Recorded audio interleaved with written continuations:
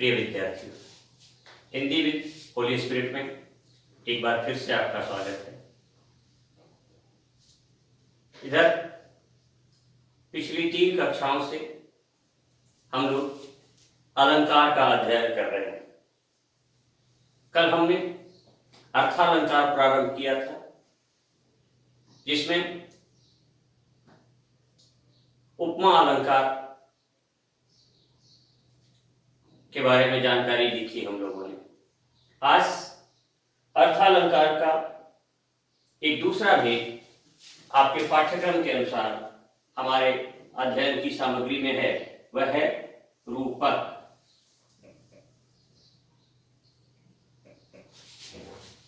रूपक एक ऐसा अलंकार है जिसमें उपमेय और उपमान को एक दूसरे पर, बल्कि यूं कहें कि उपमेय में उपमान का आरोप कर दिया जाता है। वैसे रूपक शब्द प्राचीन काव्य शास्त्र के अनुसार नाटक के लिए प्रयुक्त होता है। मूल रूप से रूपक नाटक का ही एक नाम है, पर्याय है।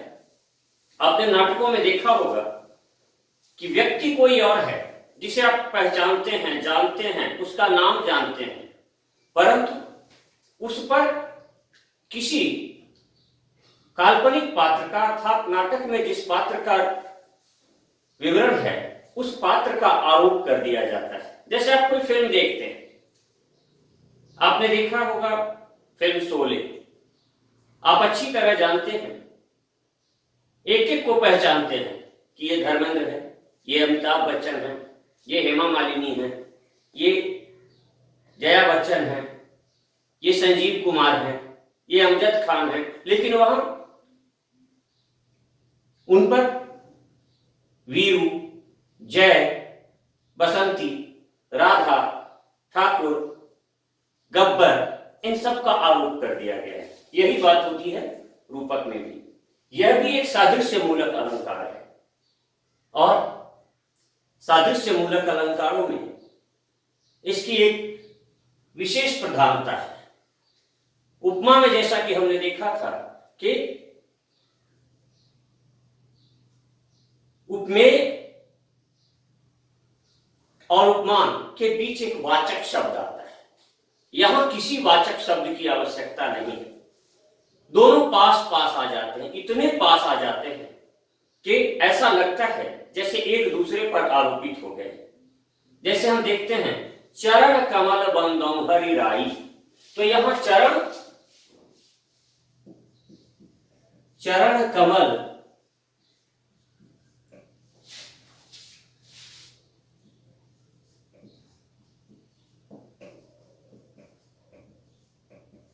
चरण कमल बंदौ हरि राई,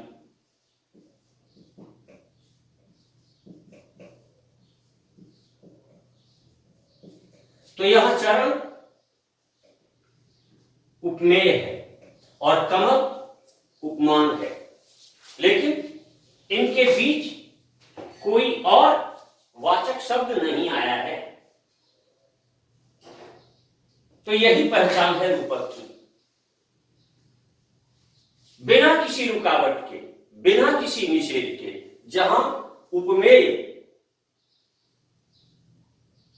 पर या उपमेय में उपमान का आरोप हो जाए वहां रूपक अलंकार होता है।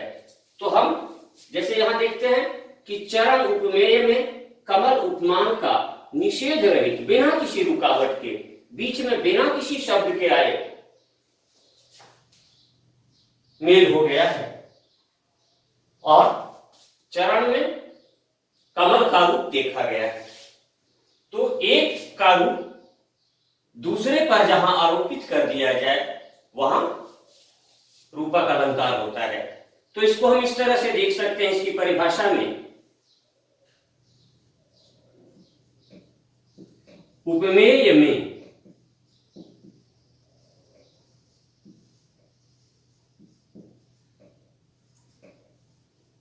उपमान के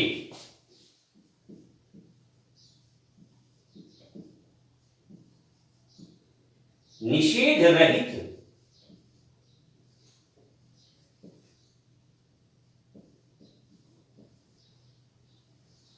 आरोप को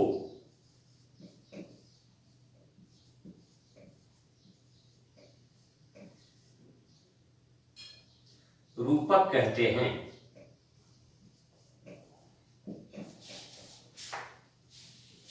उपमेय और उपमान, यही दो तत्व यहां रह जाते हैं। प्रमुख तत्व उपमेय और उपमान, यही दो रह जाते हैं। बाकी वाचक शब्द, साधारण धर्म, ये सब यहां गौण हो जाते हैं। तो उपमेय को कई स्थानों पर या इसका एक पर्यायवाची रूप प्रस्तुत भी है। जैसे चरण है, तो चरण प्रस्तुत है, वो सामने है। और कमल यानी उपमान जो है वो अप्रस्तुत है। प्रस्तुत चरण में अप्रस्तुत कमल की, जैसे मुख चंद्र, तो मुख तो सामने है और चंद्र हमारे सामने नहीं है, बस उससे उसकी तुलना कर रहे हैं, तो वो अप्रस्तुत है। प्रस्तुत का मतलब क्या है? जो सामने है। और अप्रस्तुत जो सामने नहीं है परंतु उसकी बात हम कर रहे हैं, तो वो अप्रस्तुत है। तो उपमेय को प्रस्तुत भी कहते हैं और उपमान को अप्रस्तुत भी कहते हैं। तो जहां उपमेय में उपमान के का निषेध रहित आरोप हो, वहां क्या होता है? रूपक अलंकार होता है। इसको दूसरे शब्दों में भी हम कह सकते हैं कि प्रस्तुत में अप्रस्तुत के निषेध रहित आरोप को रूपक कहते हैं। तो अब हम देखें इसके कुछ उदाहरण देखते हैं।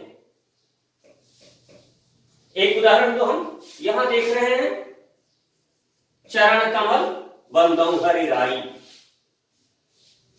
सूरदास का भजन है, जाकी कृपा पंगु गिरि लंग है, अंधे को सब कछु दर्शाई। एक दूसरा उदाहरण देखते हैं हम, बड़ा सुंदर उदाहरण, जिसके हर चरण में रूपक अलंकार आया है।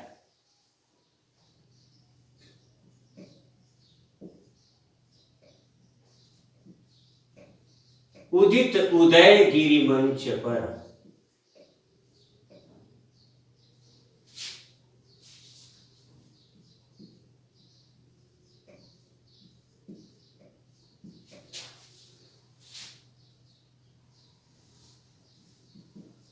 रघुबर बाल पतंग।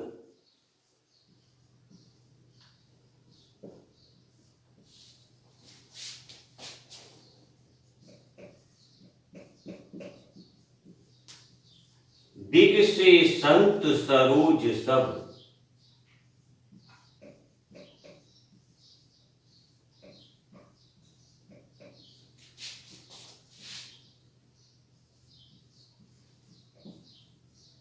हर्षे लोचन व्यंग।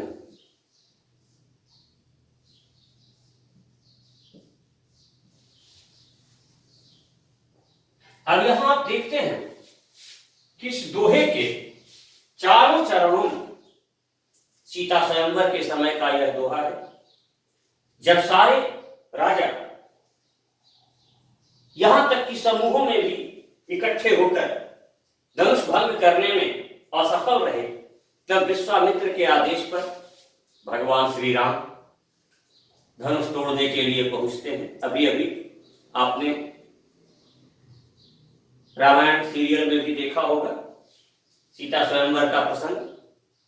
तो जिस मंच पर धनुष रखा हुआ है, उस मंच की तुलना यहां उदयगिरि से की गई है। तो यहां मंच उपमेय है और उदयगिरि उपमान है।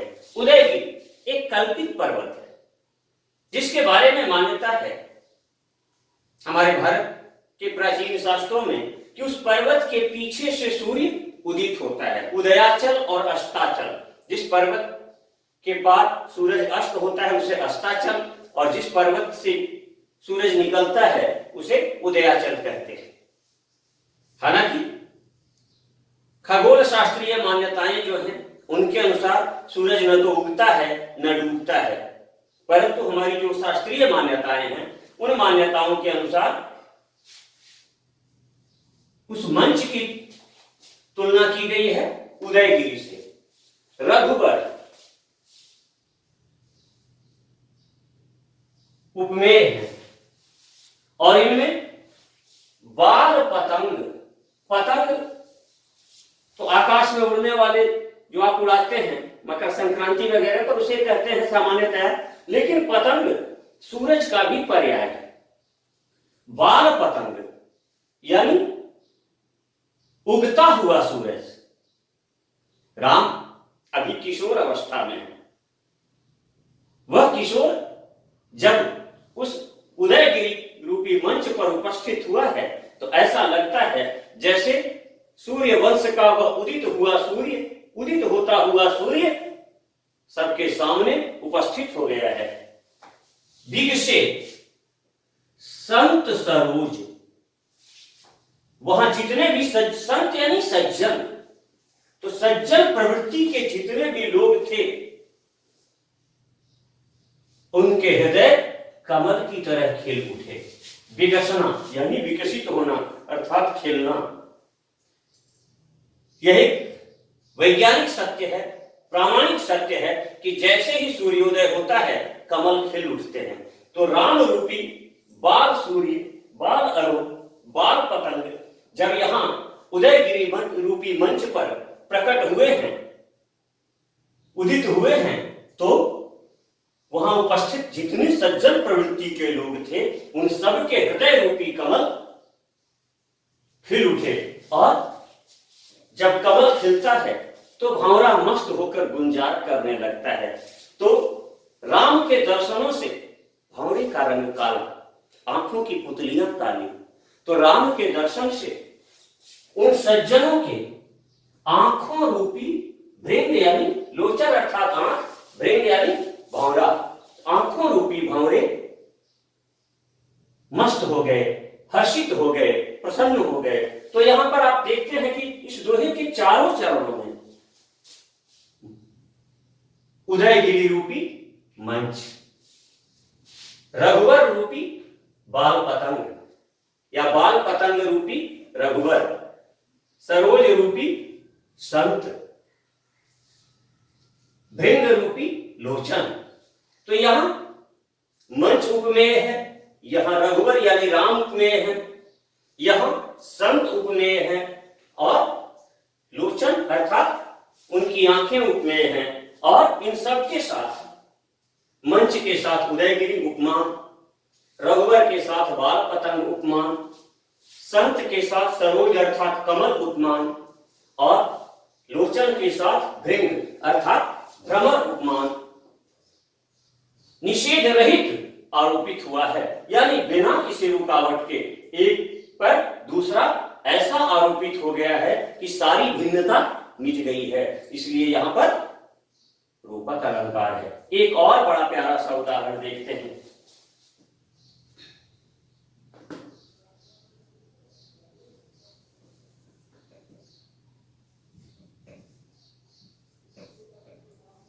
बीती विभावरी जागरी,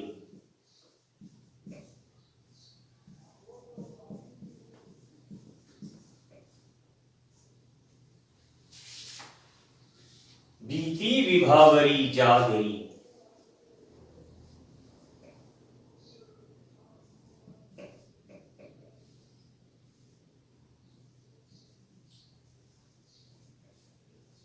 अंबर पन घट में डुबो रही,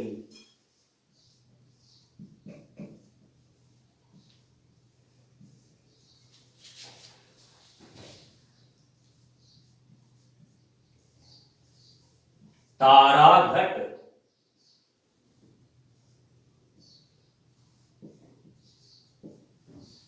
उषा नागरी, बीती विभावरी जागरी। अब यहां अंबर पर घट,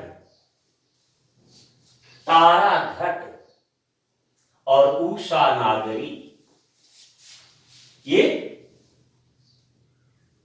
पर अंबर बीती विभावरी जागरी, प्रभाती गीत है ये। जगाया जा रहा है कि रात विभावरी यानी रात बीत गई, हे सुंदरी अब तू जाग जा। अब यहां पर देखिए, अंबर पनघट, जैसे ही उषः काल होता है, अरुणोदय होता है, तो आकाश के तारे छिपने लगते हैं। अब इसका कितना सुंदर, यहां पर मानवीकरण अलंकार भी है, प्रकृति का कितना सुंदर मानवीकरण किया गया है। उषा रूपी नागरी, नागरी यानी स्त्री, चतुर स्त्री, जो पानी भरने, हमारे भारतीय जीवन शैली में परंपरा थी, सुबह सुबह महिलाएं पनघट पर पानी लेने जाती थी। तो उषा रूपी नागरी आकाश रूपी पनघट में अपने ताराओं रूपी घट को डुबा रही है। तो यहां उपमेय आकाश, उपमान, उपमेय आकाश में पनघट उपमान का, तारा उपमेय में घट उपमान का, और उषा उपमेय में नागरी उपमान का, नागरी यानी स्त्री, पनिहारिन उपमान का निषेध रहित आरोप हुआ है, इसलिए यहां भी रूपक अलंकार है। और भी कई उदाहरण मिलते हैं। आप लोगों ने एक बड़ा प्यारा सा भजन बार बार सुना होगा और खूब गुनगुनाया होगा, गाया होगा, श्री रामचंद्र कृपालु भजमन हरन भव भय दारुणम, नव कंज लोचन कंज मुख कर कंज पद कंजारुणम। तो वहां कंज अर्थात कमल, उनकी आंखें नव कंज लोचन, नए विकसित हुए कमल की तरह, नव कंज लोचन, कंज मुख, मुख भी कमल की तरह, कर कंज, हाथ भी कमल की तरह हैं, और पद यानी पांव भी कमल की तरह ही लाल हैं, पद कंजारुणम। तो यहां की आपने देखा चारों स्थानों पर कंज लोचन, कंज मुख, कर कंज, पद कंज, हर जगह उपमेय में उपमान का निषेध रहित आरोप हुआ है। अतः इन सारे उदाहरणों में रूपक अलंकार है। तो मैं समझता हूं परिभाषा छोटी सी ही है कि जहां उपमेय में उपमान का निषेध रहित आरोप हो, वहां रूपक अलंकार होता है। और इसके लिए हमने 3-4 उदाहरण देखे और मैं समझता हूं आपको अच्छी तरह से समझ में आ गया होगा। अगर इतने पर भी समझ में नहीं आए तो आप कमेंट में लिख भेजेंगे, मैं आपकी समस्याओं का समाधान कर दूंगा। तो अब अर्थालंकार के अंतर्गत ही हम एक और अलंकार देखते हैं, सादृश्य मूलक अलंकारों में ही, तुल्यता सूचक अलंकारों में ही उत्प्रेक्षा।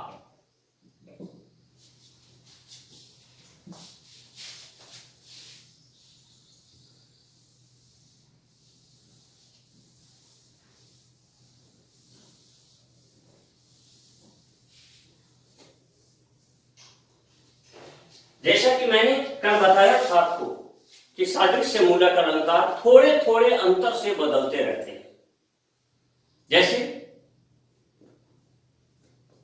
उसका मुख चांद के समान है तो उपमा, उसका मुख चांद है तो रूपक, लेकिन उसका मुख मानो चांद है तो उत्प्रेक्षा। ऐसा लगता है मानो शाम हो गई,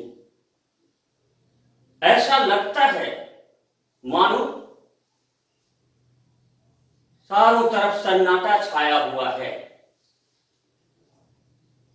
सड़कों के सन्नाटे को देखकर लगता है मानो हम शहर में नहीं वीराने में गुजर रहे हैं।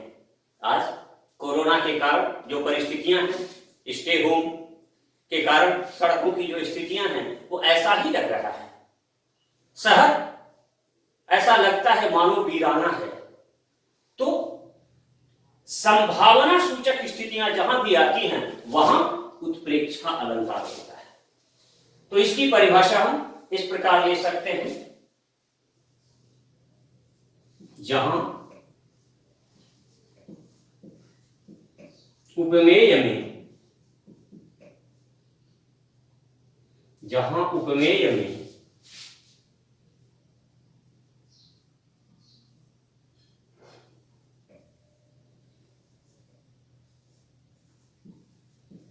उपमान की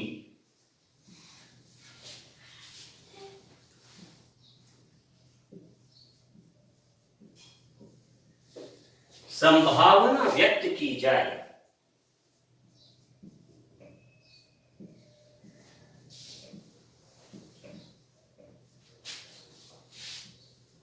वहां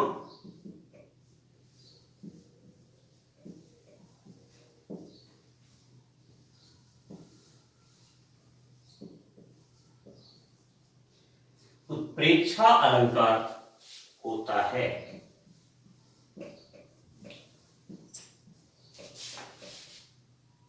उपमेय यानी प्रस्तुत, उपमान यानी अप्रस्तुत।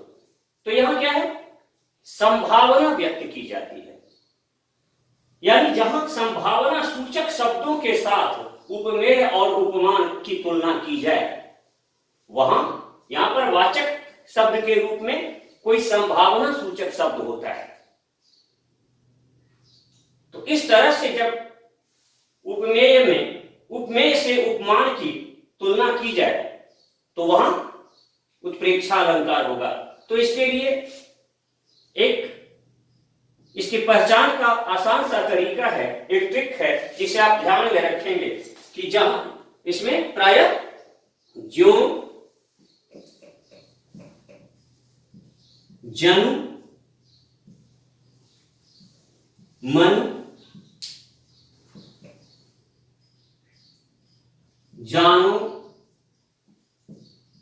मानो,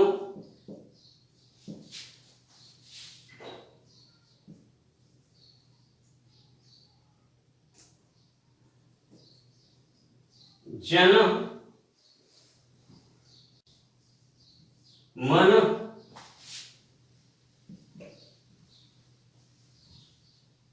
जान, मान आदि जितने भी संभावना सूचक शब्द हैं, जहां भी ऐसे संभावना सूचक शब्दों का प्रयोग आपको दिखाई पड़े, मतलब साफ है कि वहां उत्प्रेक्षा अलंकार है। तो यह आसान सा ट्रिक आप समझ गए हैं कि जहां भी ज्यों, जनु, मनु, जानो, मानो, जनहु, मनहु, जानहु, मानहु ऐसे शब्द आ जाए, अर्थात ऐसे शब्दों के माध्यम से उपमेय और उपमान की तुलना की जाए, उपमेय के साथ उपमान का संबंध बताया जाए, तो वहां उत्प्रेक्षा अलंकार होता है। तो देखते हैं हम इसके कुछ उदाहरण।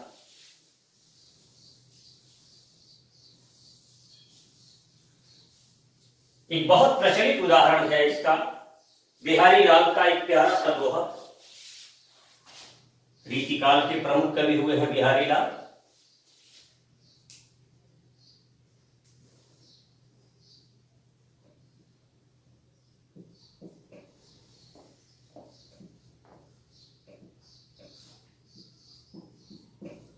सोहत ओढ़े पीत पट,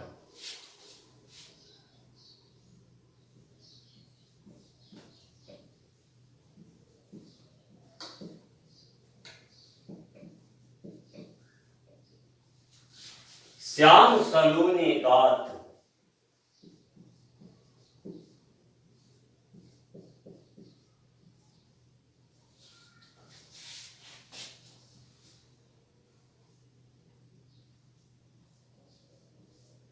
मनहु नील मणि शैल पर,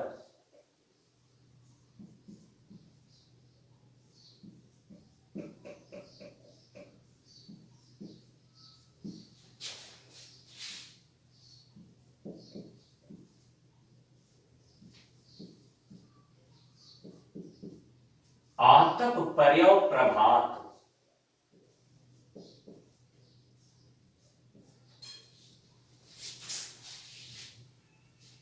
सोहत ओढ़े पीत पट, पीत पट, पीत यानी पीला, पट अर्थात वस्त्र अर्थात पीतांबर, पीतांबर ओढ़े हुए श्याम। यहां पर चूंकि ब्रज भाषा में श वर्ण का अभाव है, इसलिए यहां भी और यहां भी श के बदले स का प्रयोग हुआ है। तो पीतांबर धारित सांवले सलोने गात्र यानी शरीर वाले कृष्ण ऐसे सुशोभित हो रहे हैं मानो नीलमणि शैल। नीलमणि संस्कृत में शब्द है इंद्रनीलमणि। तो इंद्रनीलमणि अर्थात नीलम, एक रत्न होता है नीलम, नीले रंग का पत्थर होता है। अक्सर कृष्ण की तस्वीरों में आपने देखा होगा कि उनका सांवला रंग नीले रंग में वर्णित किया गया है। तो पीतांबरधारी श्री कृष्ण ऐसे, पीतांबरधारी श्री कृष्ण का सांवला सलोना शरीर ऐसा सुशोभित हो रहा है मानो मन नीलमणि शैल, नीलम के पर्वत पर आतप यानी धूप, प्रभात का आतप, उगते हुए सूरज की जो लाली होती है, उस समय का जो सुनहरा लालिमा युक्त सुनहरा प्रकाश होता है, वह मानो नीलम के पर्वत पर पड़ रहा है। तो पीतांबरधारी कृष्ण का सांवला सलोना शरीर यहां उपमेय है और उसमें नीलम के पर्वत पर पड़ने वाले प्रभात कालीन धूप की संभावना व्यक्त की गई है। अतः यहां उत्प्रेक्षा नामक अर्थालंकार है। एक और उदाहरण देखते हैं।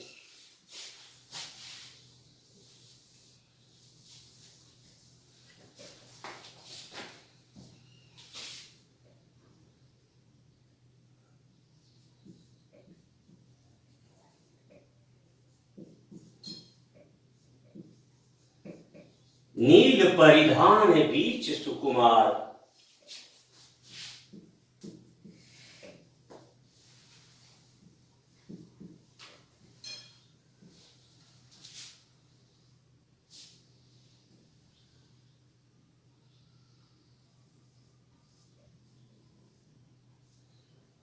खुल रहा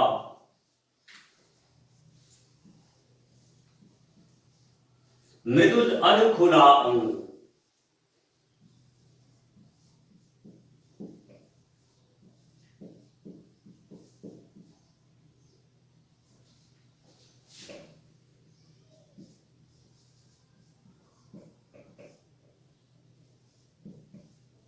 खिला हो ज्यों बिजली का फूल।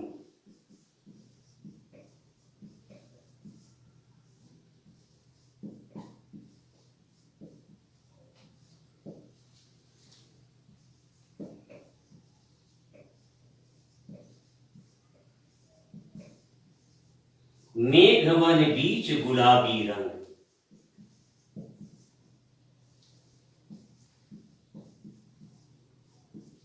यह उदाहरण आधुनिक हिंदी साहित्य के प्रथम खड़ी बोली के महाकाव्यकार जयशंकर प्रसाद द्वारा रचित कामायनी महाकाव्य की श्रद्धा सर्ग से लिया गया है। जब प्रलय काल में श्रद्धा और मनु का प्रथम मिलन होता है, उस समय श्रद्धा का जो रूप दर्शाया गया है वह इसमें वर्णित है। श्रद्धा, इससे पहले पंक्ति आती है, मसृण गांधार देश के नील रोम में वाले मेषों के चरण। तो गांधार देश में पाए जाने वाले नीले रोए वाले भेड़ों के का चरण उसने धारण कर रखा था। पहले यही स्थिति थी, चमड़े का वस्त्र या वृक्षों की छाल का वस्त्र, यही पत्तों का वस्त्र यही पहनते थे लोग। तो उसने जो नीले रोए वाले भेड़ों का चर्म पहन रखा था, तो उसमें वो ऐसा दिख रही थी, नील परिधान, नीले वस्त्र के बीच से उसका सुकुमार यानी कोमल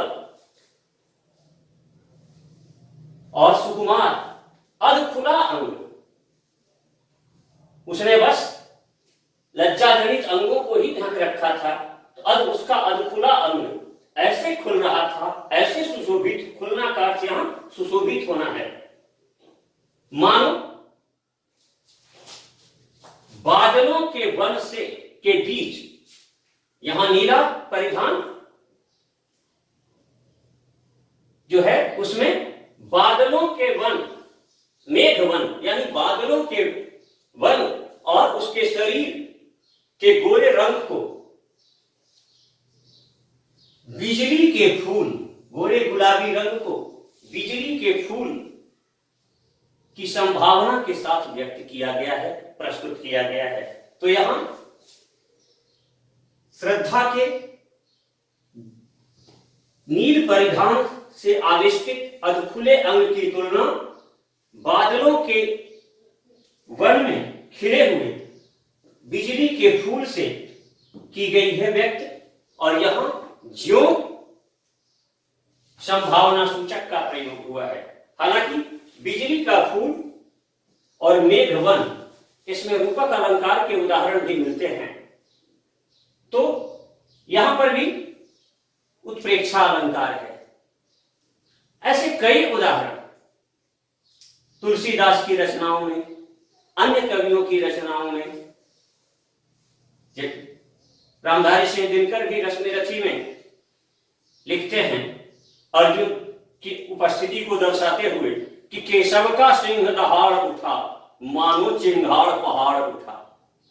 तो वहां भी मानो शब्द के साथ केशव का सिंह अर्थात अर्जुन में, अर्जुन की दहाड़ में पहाड़ की चिंगाड़ की संभावना व्यक्त की गई है, अतः वहां भी उत्प्रेक्षा अलंकार है। तो उत्प्रेक्षा क्या है? एक संभावना सूचक अलंकार है, जहां उपमेय में उपमान की संभावना व्यक्त की जाती है। तो इस तरह आज हमें रूपक और उत्प्रेक्षा, ये दो अर्थालंकारों का अध्ययन किया, और इन दो अर्थालंकारों को मैं समझता हूं आप लोग सुन के समझ गए होंगे, लेकिन इसको अपने नोटबुक में नोट्स भी तैयार कर लेंगे इनका, और जैसे ही विद्यालय की कक्षाएं नियमित रूप से प्रारंभ होंगी, मैं अपने प्रयत्न को सार्थक मानूंगा यदि आप अपने नोट्स बुक में इसको चेक करा लेंगे, मुझे दिखा लेंगे, तो मैं समझूंगा मेरा प्रयास सार्थक हो गया। तो आज हम यहीं रुकते हैं, फिर मिलेंगे। धन्यवाद।